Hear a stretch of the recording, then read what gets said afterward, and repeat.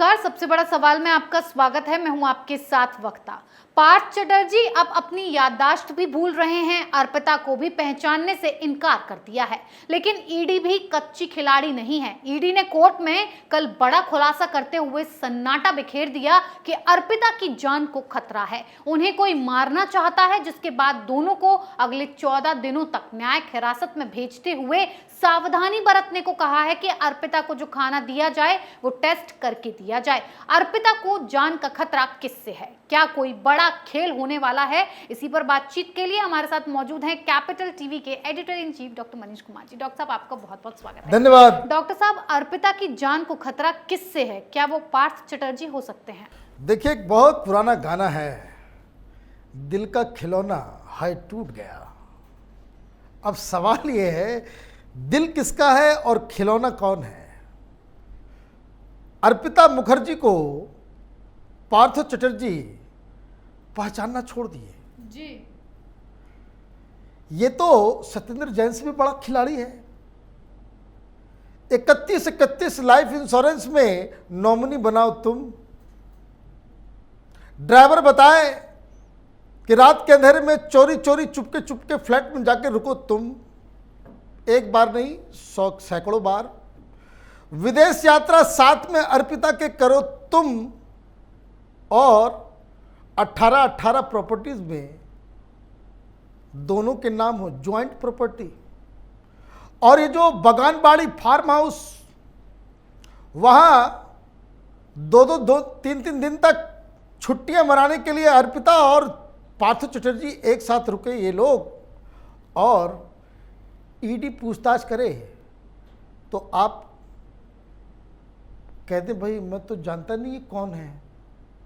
बेचारी पे क्या बीत रहा होगा। बंगले का नाम भी उनके नाम पे रखे। अच्छा, नाम भी बहुत अच्छा याद दिलाया आपने, आपा फार्म्स है ना। अर्पिता, अप्पा, पार्था। और अब ये कह रहे हैं कि मैं पहचानता नहीं, मैं जानता नहीं। क्यों ऐसा कह रहे हैं? क्यों ये शातिर दिमाग चल रहा है जी? और यहां तक तो खबर आ रही थी कि कल तक रात में खाना नहीं खाते थे पार्थ चटर्जी। कहते थे कि हमको चावल और मछली दो। ईडी कहती थी कि नहीं भाई, आपको चावल नहीं खिला सकते, डॉक्टर ने मना किया है, शुगर पेशेंट हो तुम, रोटी खाओ सब्जी खाओ। और जब ये नहीं मानते थे तो अर्पिता को बुलाया जाता, अर्पिता डांटती थी कि चुपचाप खाओ, तमाशा मत करो। और ये चुपचाप खा लिया करते थे। और अचानक से इन्होंने पलटी मार दी, कह दिया मैं तो पहचानता नहीं। तो ये जो गाना है दिल का खिलौना है टूट गया, वो इसलिए टूटा है क्योंकि अर्पिता सरकारी गवाह बनने वाली है जी। सरकारी गवाह इसलिए बनने वाली है क्योंकि उसको तो समझ में आ गया कि सारा खेल कहानी, क्योंकि दस्तावेज और भी निकले हैं, और भी मकान, और भी फॉरेन ट्रिप्स, और भी सारी चीजें। ईडी ने जब एक दूसरे को आमने सामने बिठाया तो अर्पिता को यह भी मालूम चला कि अर्पिता उसके जीवन में अकेली नहीं है। वो ये तो बड़े शौकीन मिजाज हैं भाई। लोग तो यही कलकत्ता में तो यही कह रहे हैं कि जहां जहां इसके जमीन वहां वहां एक गर्लफ्रेंड जी। 7 सहेलियां इनकी अब तक सामने आ चुकी। एक पुरानी सहेली वो बता रही है कि बैसाखी चटर्जी नाम है, बैसाखी बनर्जी क्या नाम है उनका जी। वो बता रही कि भाई मैं तो जानती नहीं थी कि भाई इस तरह का रसिक आदमी निकलेगा। लेकिन मुझे शक होता था कि जब जहां जाते थे ये, वहां लड़कियां उसके पसीने पोंछती थी और ये चुपचाप बैठे हुए रहते थे। तो अब हुआ ये है कि ईडी ने 3-4 चीजें की है। एक, अर्पिता को यह भी मालूम चला कि बहुत सारा पैसा पार्थ चटर्जी विदेश भेज रहा था जी। अपनी बेटी के पास, और वहां अलग कंपनी खुल के 1-2 का 4, 4-2 का 1 हो रहा था। पार्थ चटर्जी सिर्फ अर्पिता के साथ ही डील नहीं कर रहे थे, मोनालिसा के साथ भी डील कर रहे थे। मोनालिसा गायब है जी। मोनालिसा बांग्लादेश में बैठी हुई है, ऐसा जानकारी जो है वहां के लोग, कलकत्ता में लोग कह रहे हैं कि भाई वो तो सारा डीलिंग जो बांग्लादेश में होता था, और बांग्लादेश में इनके नाम से कंपनी भी है, इन्वेस्टमेंट भी है, अर्पिता का। देश विदेश में जो पूरा जो नेटवर्क जो चला, जी। इनको ये बात समझ में आ गई अर्पिता को कि मैं तो फंस जाऊंगी, ये तो नेता है बच जाएगा, ममता छुड़ा ले जाएंगी, ये सारा ठीकरा, चूंकि ये सारे पैसे मेरे घर के अंदर मिले हैं, मैं कहां जाऊंगी। जी। इसकी तो उम्र भी बहुत ज्यादा है, हमारी उम्र भी बहुत कम है, अभी बहुत जीना है। तो उसने ईडी को हकीकत बताना शुरू कर दिया। हकीकत क्या है? हकीकत यह है कि ये जो पूरा जो घोटाला है टीचर के अपॉइंटमेंट को लेकर के, इट्स एन ऑर्गेनाइज्ड क्राइम। जी। किस तरीके से पार्टी संगठन, नेता, मंत्री, सारे लोग इस गुत्थी में एक के बाद एक सिरा से जुड़े हुए हैं। गांव से किसी लड़के को बहाली दिलाना है, पैसा पार्थ चटर्जी तक आना है, बीच में जो पूरा चेन है, ये पूरा तंत्र, पूरा सिंडिकेट क्रिएट किया था पार्थ चटर्जी ने। जी। और पैसा घर में आता था अर्पिता मुखर्जी के। अब अर्पिता मुखर्जी के पास तो वो सारी डायरीज, वो सारा हिसाब किताब, उसने ही सारी जानकारियां देना शुरू कर दी कि ये है, ये है, ये है, सारी चीजें। जी। अब पार्थ चटर्जी ने जैसे ये कह दिया मैं नहीं जानता ये कौन है, मतलब पार्थ चटर्जी, उसके वकील अपने आप को बचाने में जुटे हुए हैं। जी। कोर्ट के अंदर कल क्या हुआ? पार्थ चटर्जी के वकील ने कहा कि ये ईडी जो दावा कर रही है कि 31 एलआईसी, इसमें नॉमिनी में एक दूसरे का नाम है, जी। तो इसके लिए हमें दोषी क्यों ठहरा रहे हो? एलआईसी के अधिकारियों को पकड़ो, क्योंकि नॉमिनी में तो परिवार का ही कोई व्यक्ति हो सकता है। जी। तो ये पार्थ चटर्जी बताएंगे ना, पार्थ चटर्जी बताएंगे भाई नाम कैसे जाता था। और बंगाल में एलआईसी दफ्तर में काम करने वाला कोई व्यक्ति, कोई हेड क्लर्क, कोई मैनेजर, कोई ब्रांच मैनेजर पार्थ चटर्जी की बातों को मना कर दे, जिंदा रह पाएगा? बिल्कुल। ये तमाशा हो रहा है। आप कोर्ट के अंदर आर्गुमेंट उल्टा, रिवर्स लॉजिक। जी। चूंकि इनके पास से कुछ नहीं पकड़ा गया है, सब कुछ अर्पिता के पास से, तो अर्पिता तो नप जाएगी। और जैसे ही पार्थ चटर्जी ने पहचानने से इनकार कर दिया, ईडी को समझ में आ गया कि अगला गेम प्लान क्या हो सकता है।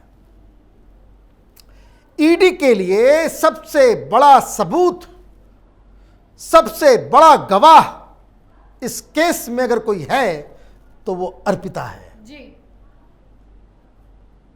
और इस पूरे घोटाले में फंसे पूरे तंत्र को भी मालूम है कि अर्पिता गई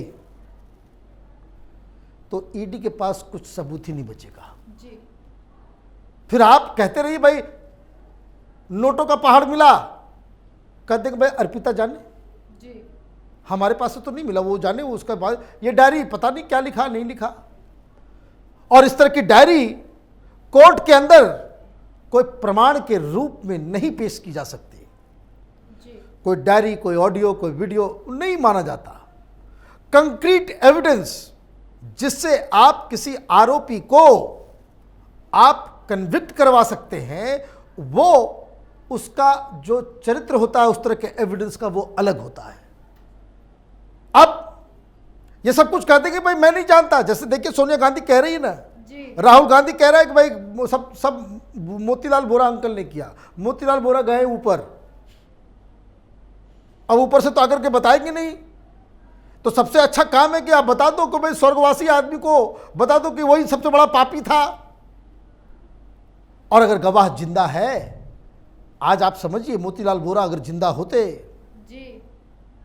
तो मोतीलाल वोरा से ईडी पूछती तो बोलते मैं तो मुलाजिम हूं गांधी परिवार का, 40 साल हमने गुलामी की है गांधी परिवार की, सेवा किया है हमने, हम तो वही करते हैं जो आदेश मिलता है, यही कहते वो। चले गए होते ही दोनों जेल। पार्थ चटर्जी, टीएमसी का पूरा गैंग, वो इस चीज को अच्छी तरीके से जान रहा है कि इनका जो मुख्य गवाह है वो स्वर्गवासी नहीं है, अभी वो जिंदा है। सरकारी गवाह बन गई तो फिर सारे ये जो पूरा जो सिंडिकेट, ये जो पावर के नशे में धुत, ये टीएमसी के बड़े बड़े लीडर जो है वो नप जाएंगे। इसलिए ईडी ने कहा कि जान के ऊपर खतरा है, इसको हटाया जा सकता है। वो तमाम लोग जो इस केस में फंस रहे हैं वो अर्पिता को रास्ते से हटाने के लिए कोई भी कोशिश करेंगे। इसलिए कोर्ट में उन्होंने कहा कि यहां तक कि जो खाना अर्पिता को दिया जाए वो कोई न कोई टेस्ट करे, कोई खाए, वो खाना ही अर्पिता को दिया जाए। कहीं कोई जेल के अंदर जहर दे दे, अचानक ये खबर आ जाए कि अर्पिता नहीं रही, तो इस घोटाले में बाकी सारे लोग छूट जाएंगे। लेकिन डॉक्टर साहब, ईडी को ये शक कैसे पैदा हुआ कि अर्पिता की जान को खतरा है? जो इतना बड़ा खुलासा किया है, इसके पीछे कोई बड़ा गेम है? बड़ा गेम यही है कि चूंकि इस घोटाला, देखिए ये घोटाला पार्थ चटर्जी के अकेले के बस की नहीं है जी।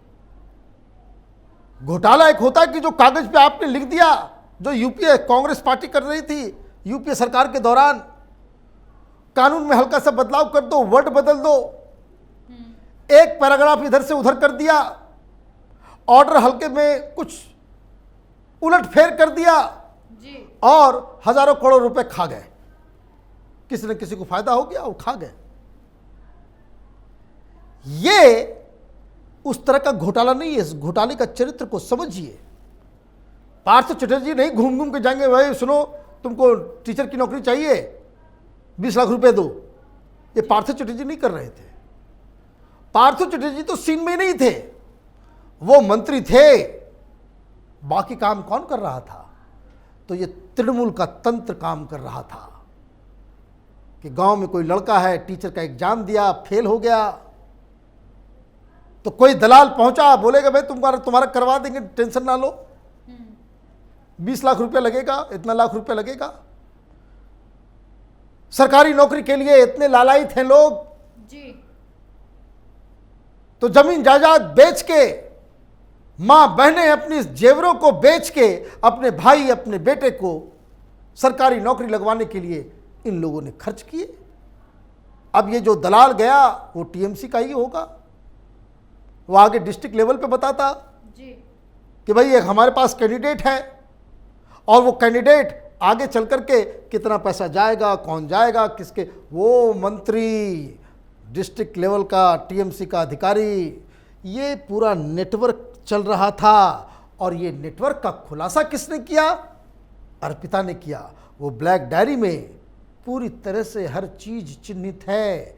ये कैंडिडेट का नाम, जिसका ऑलरेडी नौकरी हुआ है, ये किस बड़े लीडर ने इसके नाम को प्रपोज किया है, कितना नंबर आया जो वो फेल कर गया जी, कितना ग्रेस मार्क्स इसको देना है वो भी लिखा हुआ है, कितना पैसे पे बातचीत हुई, कितना पैसा आ गया, कितना किस्तों में आएगा, ये पैसा बाकी किस्त में कैसे कैसे करके आएगा, ये सारी जानकारियां डिस्ट्रिक्ट वाइज वो 250 पेज की जो डायरी है जो अर्पिता के घर से बरामद हुई, उसमें सब कुछ लिखा हुआ है। तो आप समझिए कि इसका रेमिफिकेशन कितना बड़ा है। ये सिर्फ पार्थ चटर्जी नहीं, तृणमूल की साख के ऊपर इस केस में बट्टा लगने वाला है। तो ये जो ईडी की तरफ से कहा जा रहा है, इस बात में दम है। अर्पिता को बचाना ज़रूरी है। जी। अर्पिता अगर नहीं बची तो इस केस में किसी को कुछ नहीं होगा। जी डॉक्टर साहब, बहुत बहुत धन्यवाद इतनी जानकारी। धन्यवाद। ईडी ने जिस हिसाब से इतनी बड़ी बात का खुलासा कोर्ट में किया, उससे ये साफ शक पैदा होता है कि ईडी शायद बंगाल की राजनीति से वाकिफ है कि जो मुंह खोलता है भगवान को प्यारा हो जाता है। लेकिन अर्पिता की जान को खतरा किससे है, ये बड़ा सवाल है। क्या पार्थ चटर्जी अर्पिता को रास्ते से हटाकर खुद चैन की सांस लेना चाहते हैं, या फिर बंगाल की सियासत में कोई ऐसा है जिसे अर्पिता के सरकारी गवाह बनने से खुद पर खतरा मंडराता दिख रहा है? यानी कि ईडी को अब इस बात का ख्याल रखना होगा कि अर्पिता ही वो कड़ी है जिससे पूरे बंगाल के कैश कांड का खुलासा होगा। फिर किसी और मुद्दे के साथ हाजिर होंगे। बने रहिए कैपिटल टीवी के साथ। नमस्कार।